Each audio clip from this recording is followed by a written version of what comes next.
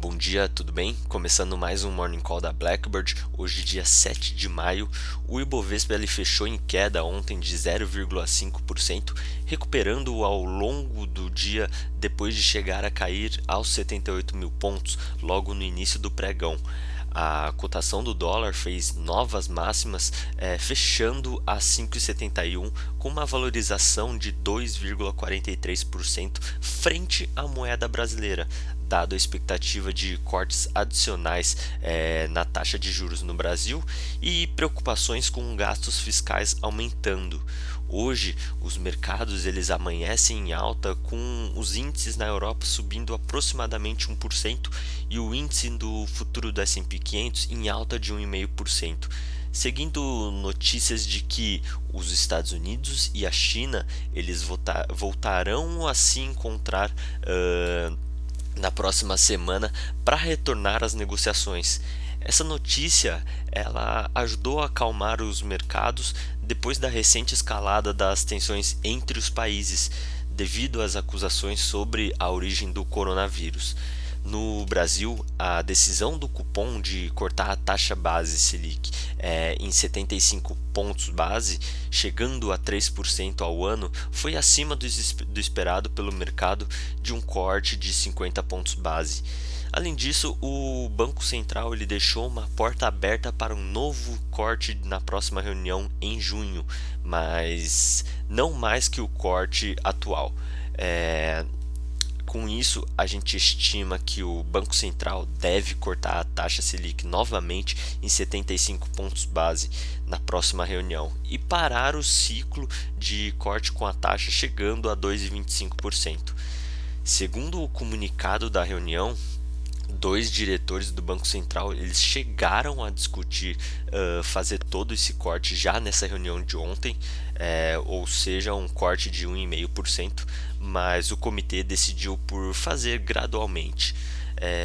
Para a bolsa, os cortes de juros da Selic devem seguir suportando investimentos em renda variável. Hoje, o estoque de todos os títulos de renda fixa no Brasil é de quase 7 trilhões de reais, incluindo quase 900 bilhões de reais investidos na poupança. Já o rendimento dos dividendos do Ibovespa se encontra projetado em 4,5%, acima da Selic em 3%. Mas a curva de juros futuros é até mais relevante para as empresas do que os juros de curto prazo. Dado o cenário de aversão a risco, os juros de longo prazo já subiram acima de 7% ao ano, e controlar a expectativa de juros futuros é tão ou mais importante para o Banco Central neste momento. Além de impactar o custo de dívida e financiamento das empresas, os juros de longo prazo em patamar alto acabam por aumentar a taxa de desconto que usamos para projetar os fluxos de caixa das companhias, reduzindo os preços-alvo das ações.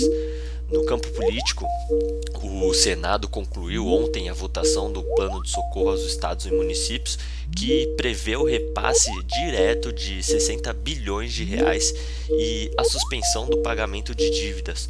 O texto final ele acabou flexibilizando a principal contrapartida exigida, a restrição de reajustes a servidores públicos. A mudança expôs divergências entre a presidência e o time econômico liderado por Paulo Guedes. O projeto segue para a sanção de Jair Bolsonaro. Também ontem, os deputados eles concluíram a votação da PEC do orçamento de guerra e do Banco Central, que permite à instituição participar do mercado secundário de títulos públicos e privados. O Congresso fez sessão de promulgação ontem à tarde e, além disso, os jornais eles noticiam as primeiras nomeações feitas por Bolsonaro para que indicados pelos partidos do conhecido Centrão ocupem cargos em seu governo. E por fim, a ASTT ele divulgou fortes resultados no primeiro trimestre de 2020, com um EBITDA ajustado acima das nossas expectativas e uma distribuição de 118% do lucro como dividendos. A gente espera uma reação positiva para o mercado hoje. Bom, vamos ficando por aqui. Muito obrigado. Bom dia.